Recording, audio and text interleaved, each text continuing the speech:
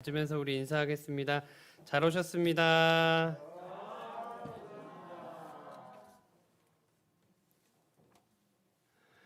잘 오셨습니다. 보통 잘 오셨습니다라고 할 텐데 잘 오셨습니다 하시는데 그 말투가 이봉룡 장로님 말투신 것 같아요. 감사합니다. 혹시 들어오시면서 교회 앞에 현수막 바뀐 거 보신 분 손 한번 들어주세요. 아우 감사합니다. 자, 손을 못 드신 분은 현수막이 바뀌어도 내가 모르고 있구나 자책하지 마시고요. 나가시면서 보시면 됩니다. 그럼 지금 앞에 바뀌었구나 저 얘기하려고 하시는구나 느끼실 수 있어요. 앞에 현수막이 바뀌었습니다. 저거 보시면 손 한번 들어주세요. 아유 감사합니다. 그냥 바뀌어갖고요. 네, 말씀드렸어요. 한 주간 어떻게 지내셨습니까? 저는 지난주 월요일부터 화요일 노회를 참석을 했어요.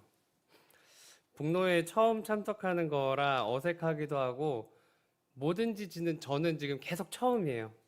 왜냐하면 담임 목회자라는 직함을 처음 받고 이 일을 처음 행하고 있는 거기 때문에 담임 목사로서의 타이틀을 가지고 이 지역 노회에 처음 참여하는 거죠.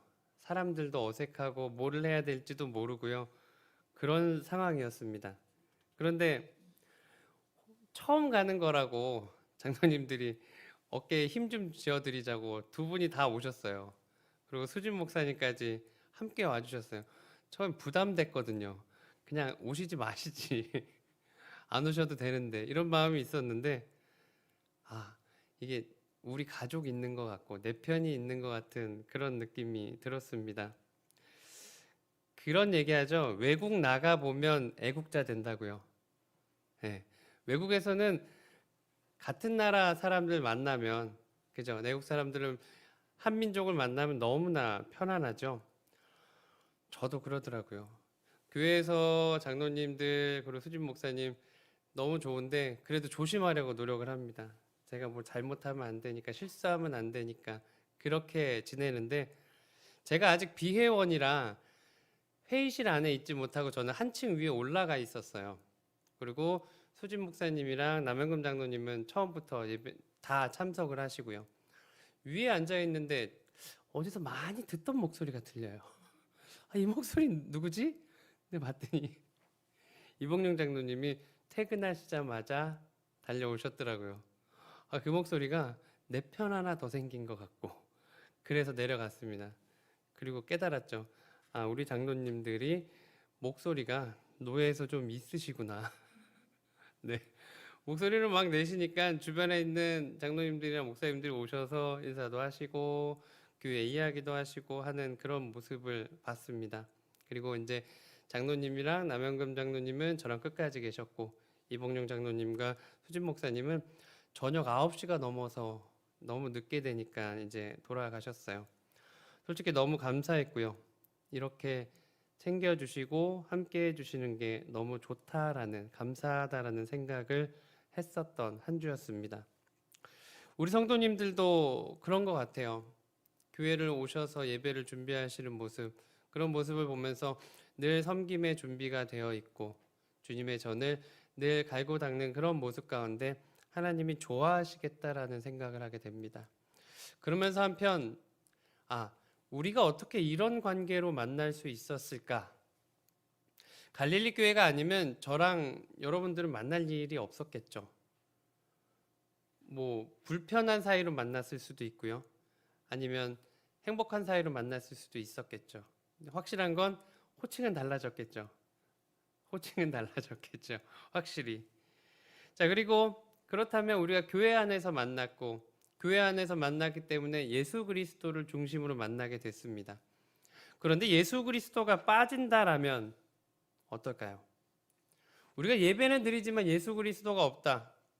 그러면 이 안에서의 이 모임은 동아리 모임과 같은 것입니다. 동아리 모임. 마을에서 모여서 그냥 십자수도 하고 차도 마시고 하는 그런 동아리 모임 말입니다. 동아리 모임은 시간이 돼야 가죠. 다른 바쁜 일이 있으면 안 가죠. 동아리 모임은 재미없네? 안 가도 돼요. 동아리 모임은 누군가 불편해요. 그러면 안 가도 돼요. 동아리 모임은 내가 아프면 안 가도 됩니다. 자, 그런데 예수 그리스도가 계신 예배, 교회는 어떨까요? 재미가 없다라고 안 가면 안 돼요. 재미가 없어도 가셔야 합니다. 바쁘면 시간을 쪼개서 나오셔야 됩니다. 혹시 불편한 일이 교회에 있어요? 감수하고 나오셔야 됩니다. 몸이 아파요? 코로나는 어렵겠죠. 법적으로 그러니까. 하지만 이겨내고 끙끙거리시면서 나오셔야 합니다. 왜냐하면 교회에는 생명이 관련되어 있기 때문이죠. 우리의 영적인 생명, 예수 그리스도를 머리로 이 교회가 한 몸이라는 것입니다. 몸인데 우리가 그 몸 안에 들어오지 않는다면 우리는 뿌리 없는 나무가지에 불과한 것입니다. 그렇기 때문에 우리는 교회 안에 들어와야 되는 것이고 이 교회에는 늘 예수 그리스도가 중심이 되어야 하는 것이죠. 그런데 오늘 읽었던 이 사도행전 1장 4절에서 8절의 말씀을 보면 부활하신 예수 그리스도를 바라보면서 제자들은 다른 생각들을 하고 있습니다. 오늘의 주인공은 제자들입니다. 예수님은 제자들을 통해서 우리에게 많은 것을 이야기해 주세요. 그러면 오늘은 또 어떤 이야기를 해주시는지 말씀을 통해서 보려고 합니다. 첫 번째, 제자들은 때가 중요했습니다. 때. 프랑스 화가 밀레라는 사람 들어보셨을 거예요. 네, 밀레는 가난한 화가였습니다. 그래서 그의 작품을 보면 일상에 대한 그림들이 많아요. 작품 중에 만종이라는 작품이 있습니다. 만종의 작품을 보면 남자 여자 부부가 서서 기도하는 그림이에요. 만종. 그 만종은 하루의 일과가 끝날 때 종이 칩니다. 땡. 그럼 그때 밭에서 논에서 일하던 이들이 이제 허리를 펴고 그때 일어나죠. 그리고 기도합니다. 오늘 하루를 살아가게 해주셔서 감사합니다. 그 순간, 그 찰나를 그림으로 그려냈던 게 바로 만종입니다. 그리고 우리가 또 잘 알고 있는 이삭 죽기. 여인 3명이 이삭을 줍고 있죠. 바닥은 말라있는 그곳에서 몇 알 없는 이삭을 줍고 있는 그들. 그 모습을 담고 있습니다. 그리고 또 하나, 남성이 힘차게 오른손을 가지고 뿌리는 씨 뿌리는 사람. 왼손으로는 가방을 들고요. 오른손으로 씨를 뿌리는 이 순간을 그림으로 담았습니다. 어떻게 그런 일상을 계속 담을 수 있을까요? 그것은 밀레의 삶이 그 일상 안에 있었기 때문입니다. 밀레는 어렵게 그림을 그렸다라고 합니다. 화실도 없었고요. 때로는 부엌 한켠에서, 때로는 침대에서. 그런데 그렇게 초라한 장소에서 그렸던 그림들이 엄청난 대작이 되었습니다. 물론 어려웠죠. 그 어려운 가운데 그만둘까 하는 그 사이 한 편의 작품이 고가로 팔리게 됩니다. 밀레는 흥분했어요. 이제 나도 되나 보다. 누가 샀는지 알아보다 보니 밀레의 친구가 미술을 그만둘까 봐, 그림 그리는 걸 그만둘까 봐 후원하면 분명히 저 성격에 안 받을 거고, 그래서 그 그림을 고가에 샀다라는 이야기도 있습니다. 결국 그렇게 해서 밀레는 계속해서 그림을 그리게 됐죠. 약 한 15년쯤? 2007년, 8년 이때 만종이 우리나라에서 전시되었던 적이 있습니다.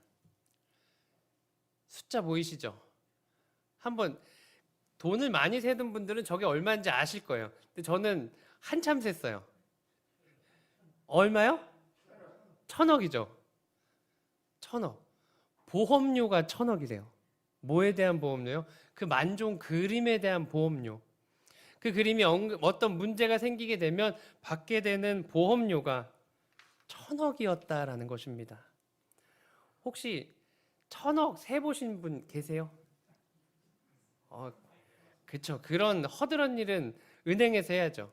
통장에 1,000억 찍히신 분 하긴 요즘에 뭐 통장 쳐다보시겠어요? 어플로 다 보는데 저 정도는 뭐 우리 집값 합니다. 그죠? 손 한번 꿈꿀 수도 없는 그 천억, 그 천억의 돈. 밀레의 작품이 세계적으로 인정받기까지 150년의 시간이 흘렀습니다. 그 그림의 가치는 계속해서 올라가겠죠. 성경에 4대 원리라는 것이 있더라고요. 자본, 지식, 기술, 정렬. 근데 저는 하나를 더 추가하고 싶습니다. 바로 시간. 시간 말입니다. 자본도 있어야죠. 지식도 있어야죠. 기술도 있어야죠. 열정이 있어야죠. 하지만 시간에 대한 이야기를 하고 싶다라는 것이죠. 타이밍. 혹시 주식이나 부동산 하시는 분들은 이 타이밍이 중요한 걸 아실 겁니다. 저는 주식이나 부동산에 대한 건 모릅니다. 신문이나 기사를 통해서 보는 그게 전부인데 언제 파느냐, 언제 사느냐 이것이 중요하겠죠. 내려갈 때 팔고 올라갈 때 사면 어떻게 해요? 안 되겠죠. 이때 웃으신 분들은 뭔가 아시는 분들이고 가만히 계시는 분들은 그쵸. 내려갈 때 사야겠죠. 올라갈 때 팔아야 되겠죠. 그 타이밍을 잘 아는 것이 중요한 것입니다. 오늘 제자들 그 타이밍에 대해서 물어봅니다. 예수님의 제자들이었죠. 근데 이 예수님의 제자들이 초조했어요.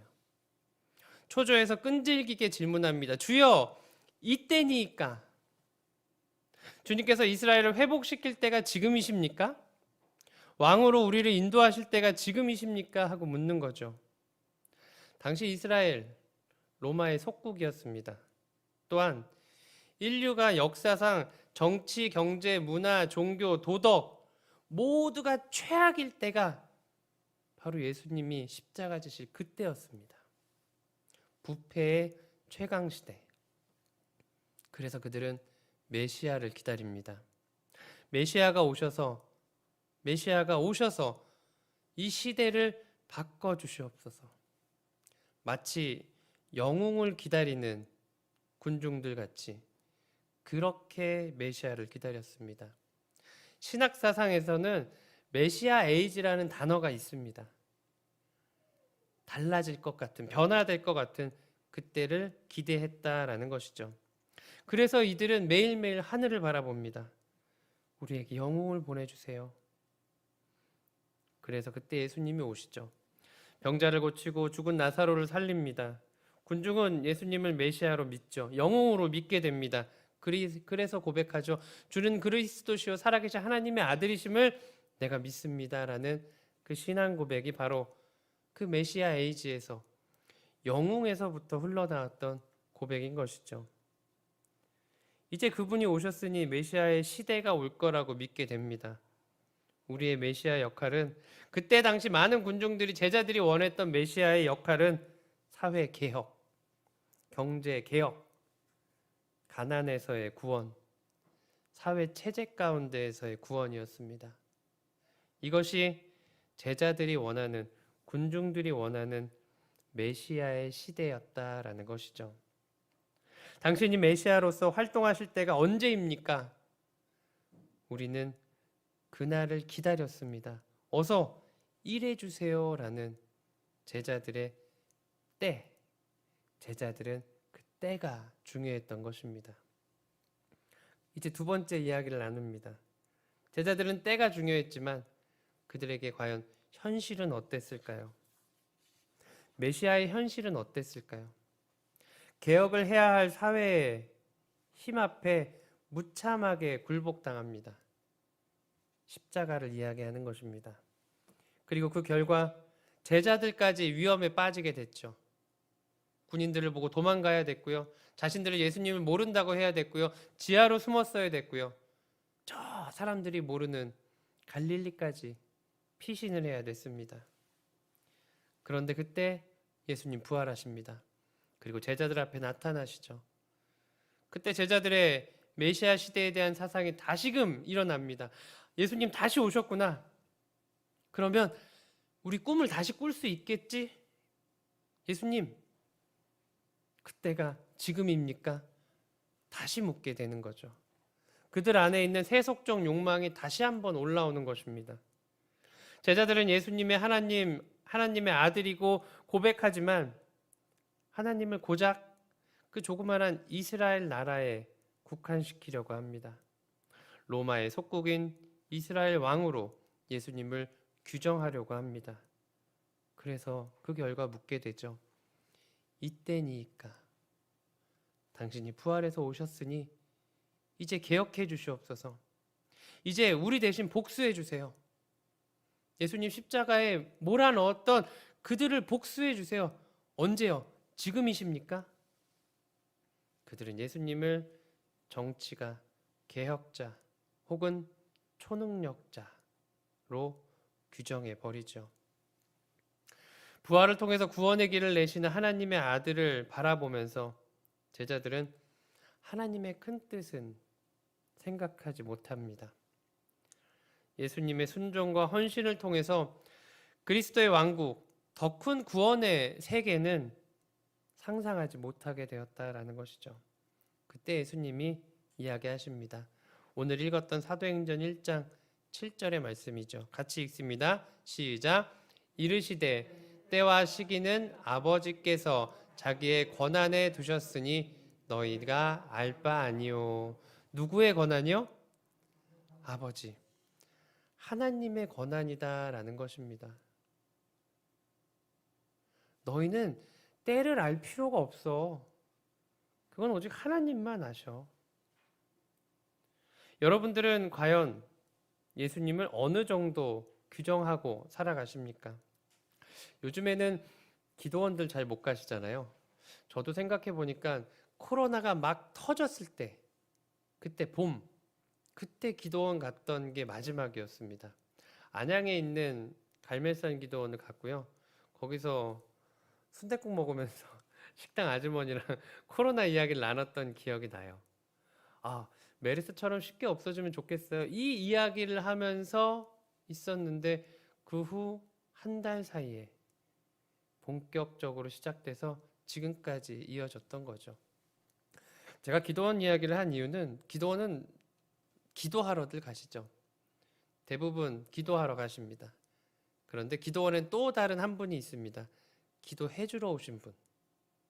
중보기도 사역을 평생의 사역으로 생각하면서 이렇게 기도를 늘 해주시는 유명한 기도원마다 기도 권사님들이 계셔요.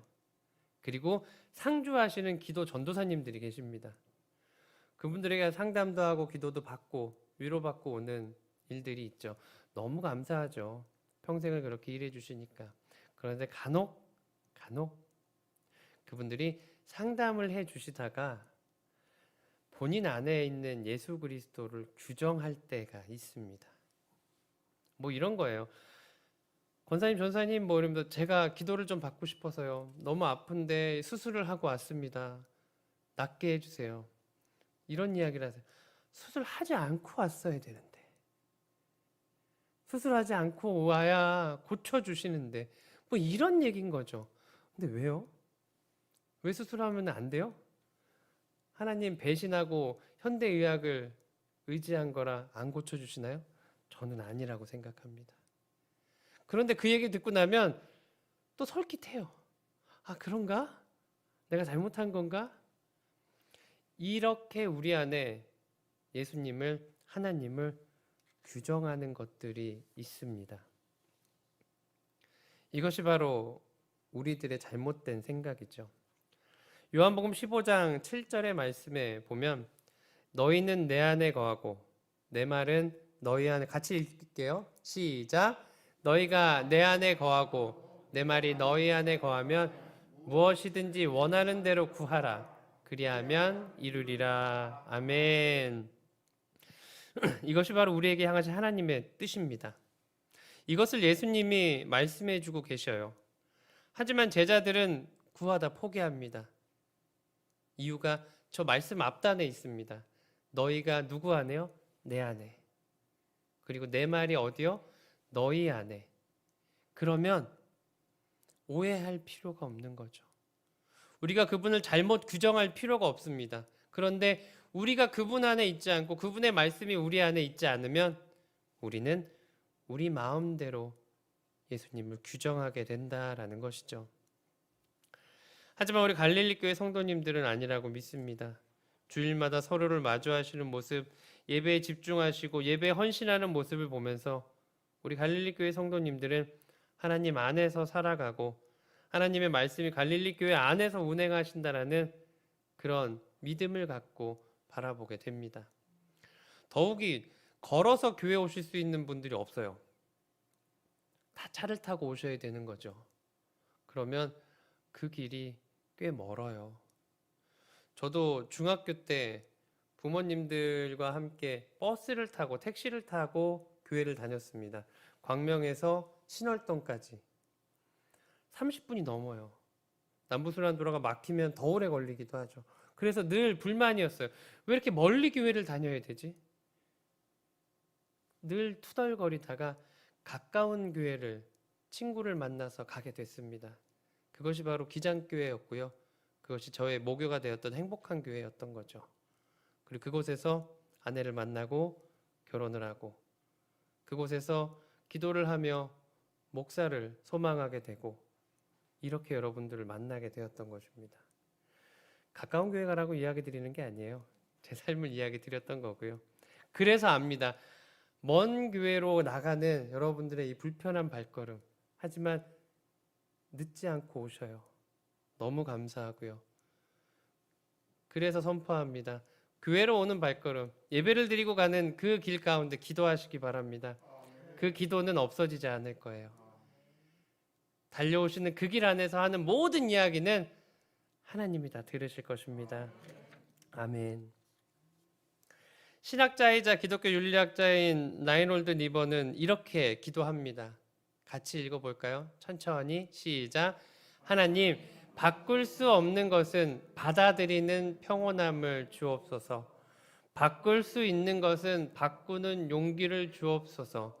또한 그 차이를 구별하는 지혜를 주시옵소서. 아멘. 우리가 바꿀 수 있는 건 뭘까요? 나는 바꿀 수 있겠죠. 너는 바꿀 수 없습니다. 나도 바꾸기 힘든데 너는 어떻게 바꿀까요? 그런데 우리가 늘 싸우는 건 뭐예요?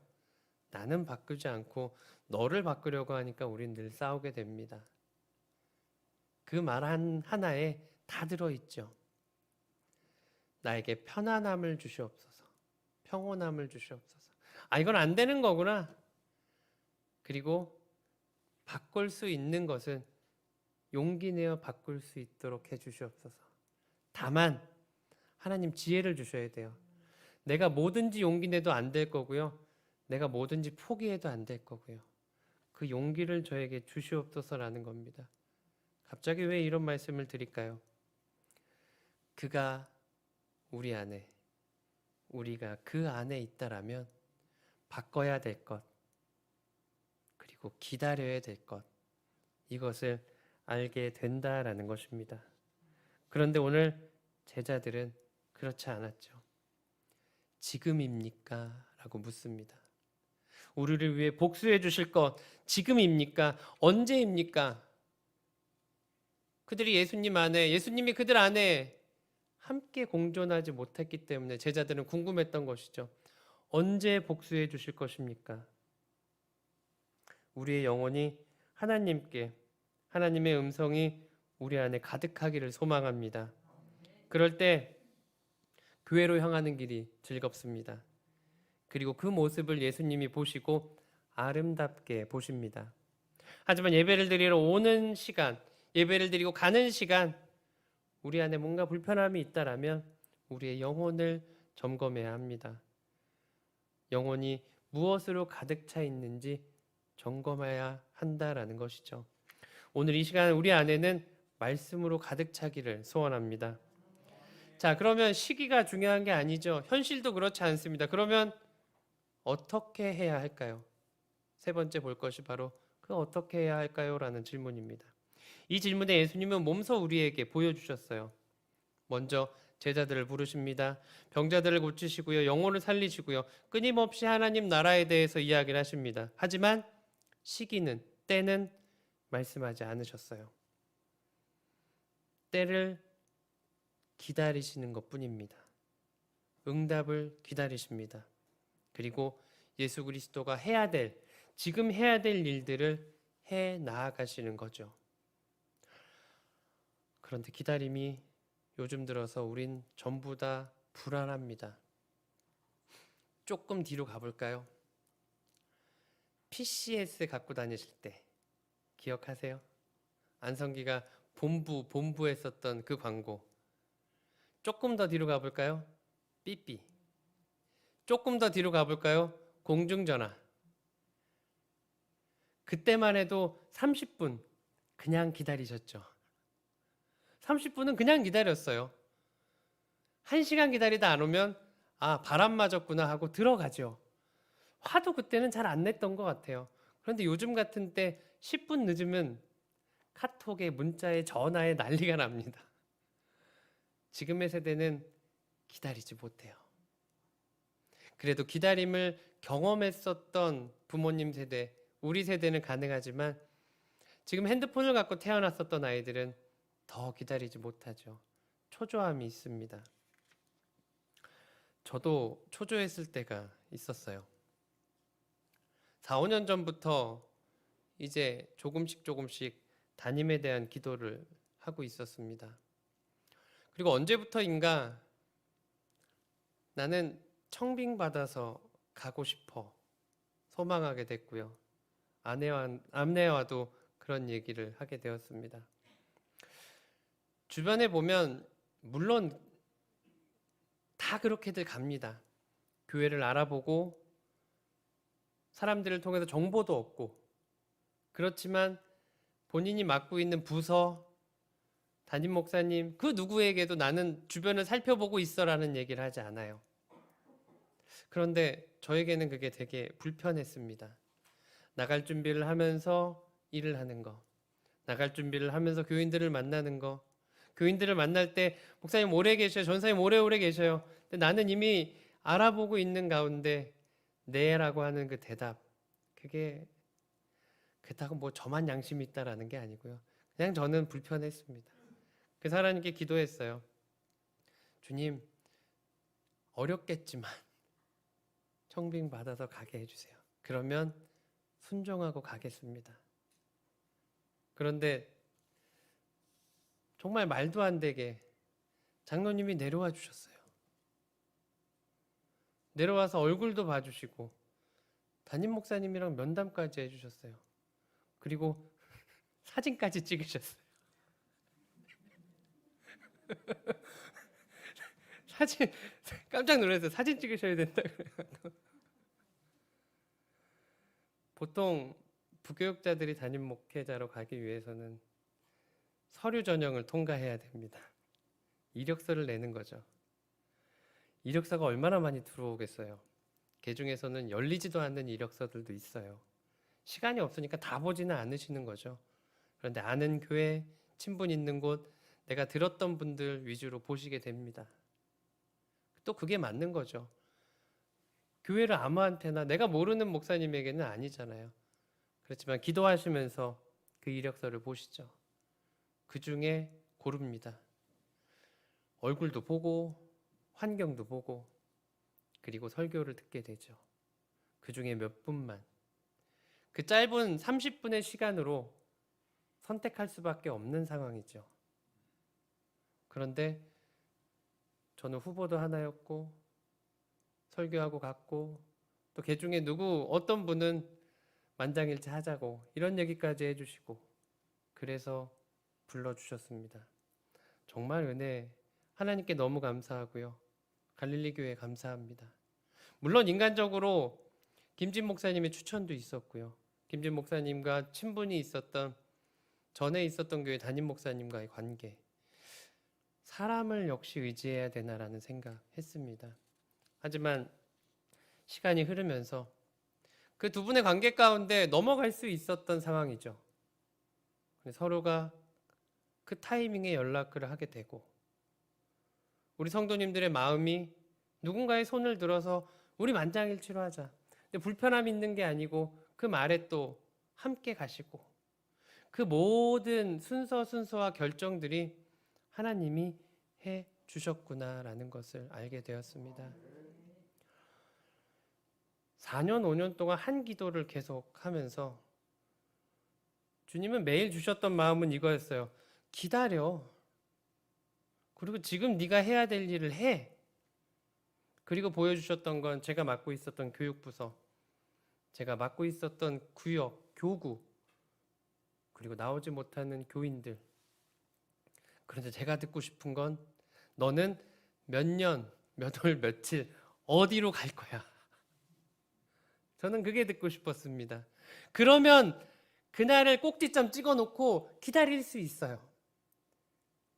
그런데 그날은 이야기해 주지 않으세요. 그리고 매일 똑같은 이야기. 기다려. 지금 너가 해야 될 일을 해. 너무 답답했습니다. 초조하죠.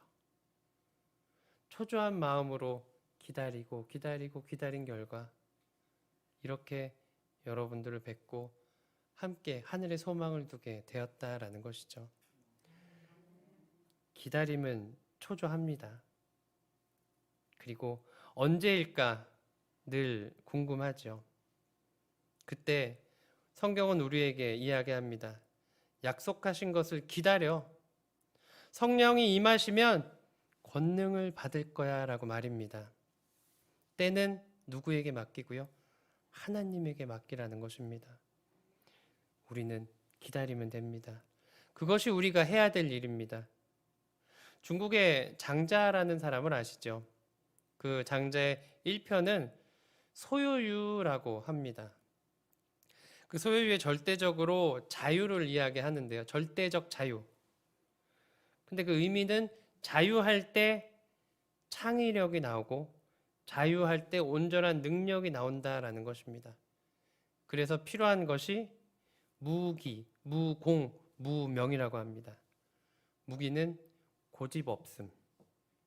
무공은 성과 업적이 없음. 무명은 우리가 잘 알고 있는 명예 없음입니다. 무언가를 얻으려 하기 때문에 우리가 자유를 누리지 못한다라는 것이죠.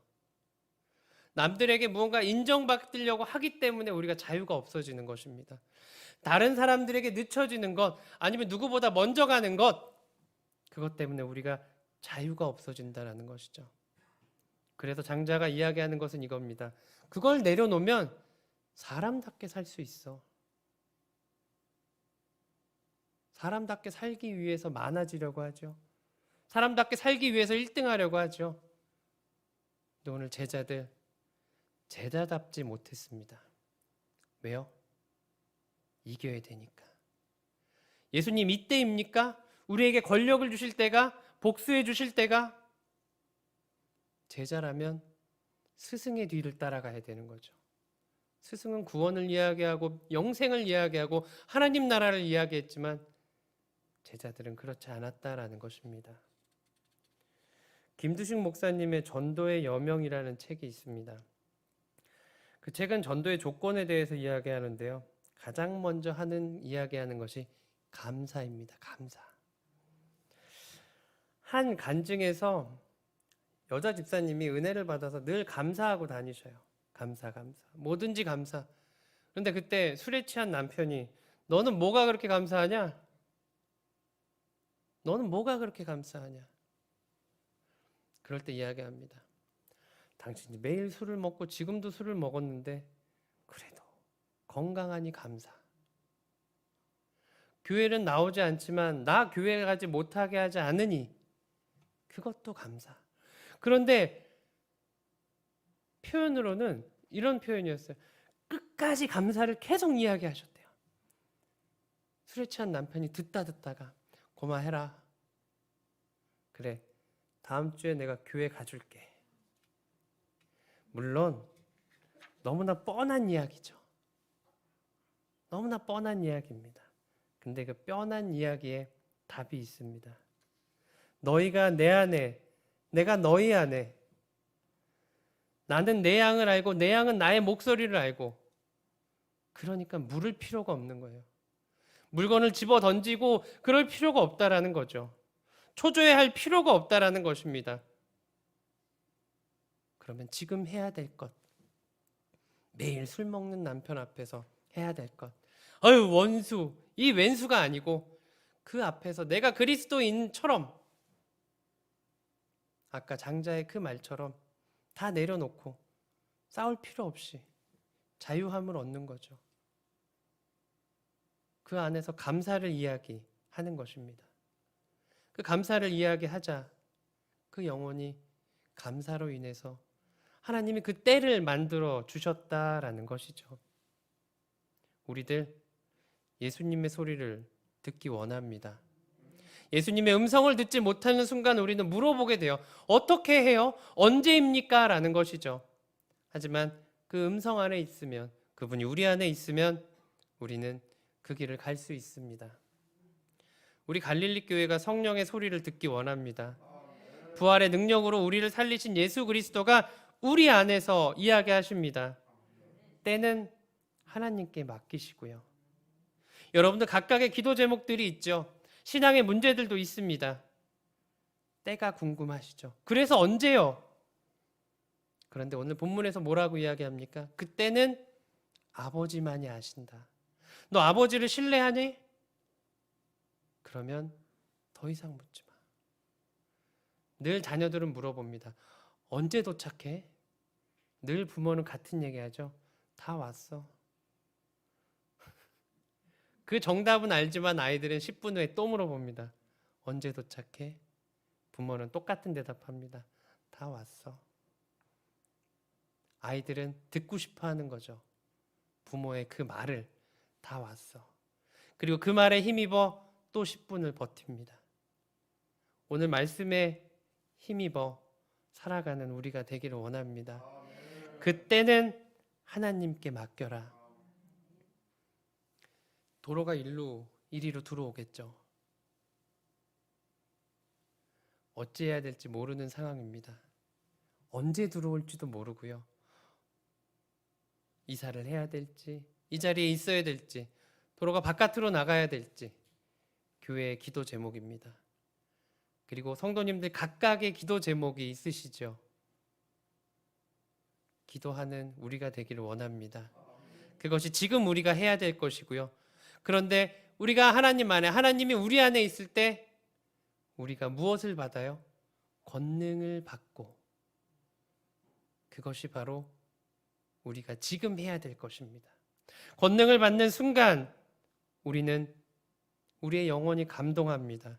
그리고 그 감동으로 인해서 우리는 변화되어 가죠. 그 내용이 바로 사도행전입니다. 사도들은 완벽해서 사도가 된 게 아니에요. 사도행전 시작부터 제자들은 제자의 모습이 아니죠. 예수님 언제입니까? 라고 시작합니다. 그게 바로 사도들의 부족한 모습이었어요. 하지만 그 사도들의 모습을 보며 하나님은 권능을 주시고 그들은 권능을 받고 변화되어 가며 사도행전을 써갑니다. 우리 개개인의 사도행전을 써갈 수 있기를 원합니다.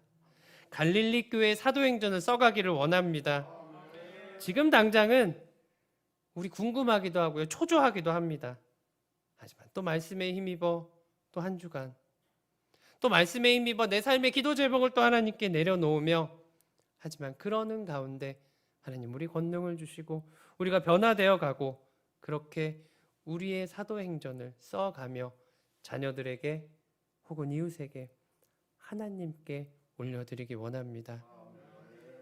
말씀 가운데 제가 정확하게 찝어서 이야기하지 않았어요. 그런데 지금 해야 될 것이라는 그 말씀 가운데 여러분들 마음에 한 가지는 불이 켜졌을 거예요. 그게 성경일 수도 있고요. 그게 기도일 수도 있고요. 그것이 용서일 수도 있고요. 그것이 사랑일 수도 있습니다. 그것이 헌신일 수도 있습니다. 성령이 여러분들의 마음 가운데 켜주신 그 불을 끄지 않기를 원합니다. 그것이 바로 권능이고 그것이 바로 하나님이 우리에게 주신 사명이기 때문입니다. 기도하시겠습니다.